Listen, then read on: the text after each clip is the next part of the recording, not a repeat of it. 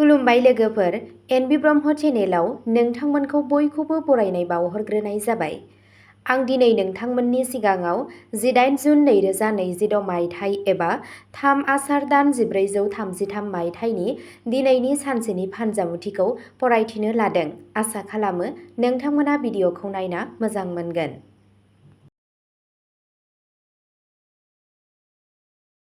गिबियावनो दङ मेष राशि।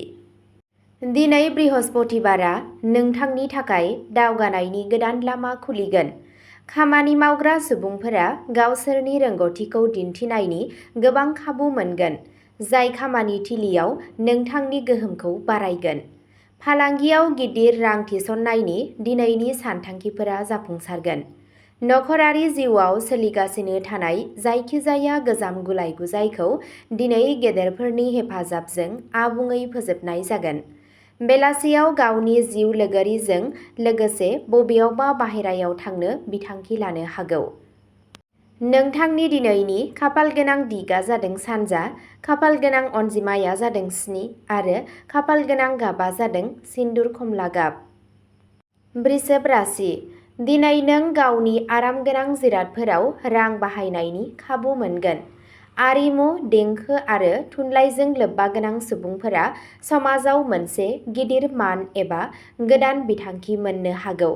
रांखान्थियारि थासारिया सिगांनिख्रुइ गोख्रों जागोन आरो थाबथानाय रांखौ गोरलैयै मोननो हागोन।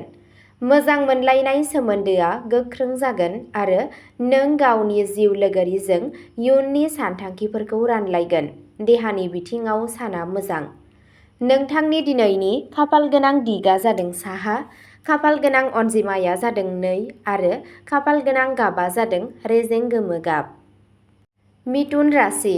बे सानाव नोंनि थिरांथा लानायनि गोहोआ जोबोद गोख्रों जागोन।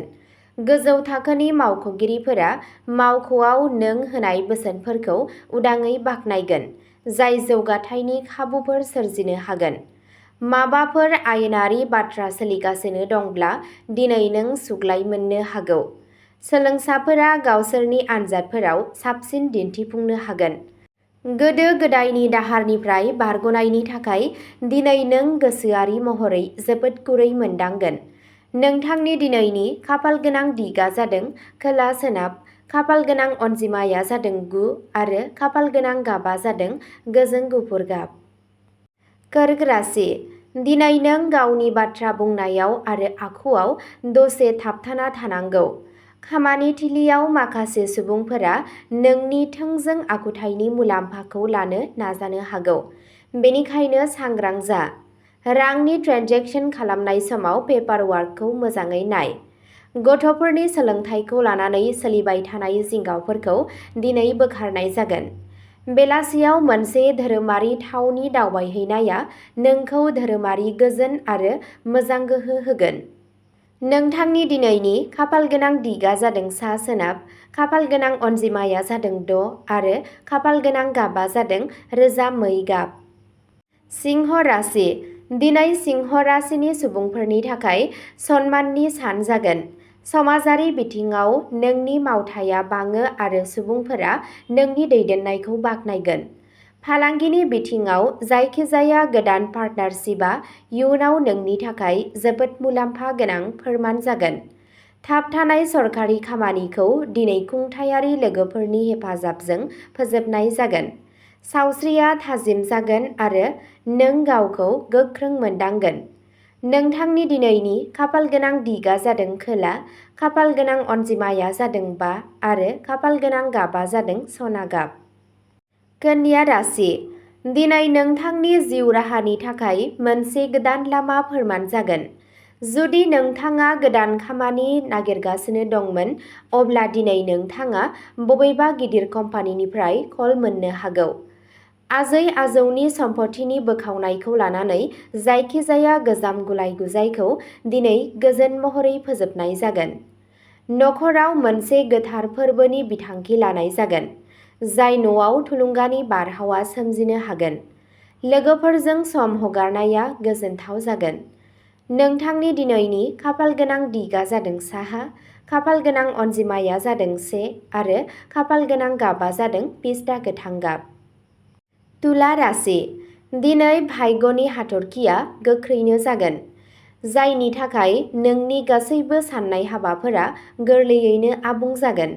धोरोमारि आरो धोरोमारि दावबायनायनि समायना य'गफोर बानायगासिनो दं, जाय नोंखौ गोसोआरि गोजोन होगोन। स्टक मार्केट एबा बेटिंजों सोमोन्दो थानाय सुबुंफोरनि थाखाय दिनै सानबोलावरि गेदेर रांखान्थियारि मुलाम्फा जानो हागौ। बिमा-बिफानि सावस्रिया मोजां जागोन आरो बिसोरनि बोर मोननाया नोंनि गावखौ फोथायनायखौ बांहोगोन। नोंथांनि दिनैनि खाफालगोनां दिगा जादों सोनाब, खाफालगोनां अनजिमाया जादों 8 आरो खाफालगोनां गाबा जादों अख्रां निला गाब। वृश्चिक राशि दिनै नोंथांनो गारि सालायनाय समाव जुनिया नोजोर लाखिनायनि बोसोन होनाय जादों। खामानि थिलियाव बांद्राय खामानिनि बजाया देहायारि आरो मेलेमारि मेंनाय सोमजिहोनो हागौ, बेनिखायनो समाव जिराय। बायजोआरिनि बाथ्राफोरखौ नोंथांनि नखरारि बाथ्राफोराव हेंथा होनो नाङा, नङाब्ला जुलियारि जिउआव खायसो जानो हागौ। जुदि नोंथाङा सांग्राङै खामानि मावो अब्ला बेलासिसिम जिरादफोरा नोंथांनि सामलायथियाव थाहैगोन। नोंथांनि दिनैनि खाफालगोनां दिगा जादों खोला-सानजा, खाफालगोनां अनजिमाया जादों 4 आरो खाफालगोनां गाबा जादों गोसोम-गोजा गाब। धनु राशि दिनै हाबा जानाय जिउनि थाखाय गोजोननायनि अनथोब लाबोनांगोन। गावनि जिउ लोगोरिजों गोजाम गोरोन्थि बुजिलायनाया गोजावगोन आरो गावजों गाव मोजां मोननाया बांगोन। गावनो खामानि मावग्रा सुबुंफोरा दिनै हाथायाव मोनसे गिदिर आरो गोदान अर्डार मोननो हागौ, जाय मुलाम्फाखौ नैगुन खालामगोन। समाजनि गियानगोनां सुबुंफोरजों सोमोन्दो जागोन, जाय इयुननि जिउ राहाखौ गोजों खालामनायाव मदद होगोन। नोंथांनि दिनैनि खाफालगोनां दिगा जादों सा-सानजा, खाफालगोनां अनजिमाया जादों 3 आरो खाफालगोनां गाबा जादों गेरुआ गाब। मकर राशि दिनै नों गावनि सुथुरफोर आरो हेंथाफोरनि सायाव आबुं देरहासारनाय मोननो हागोन।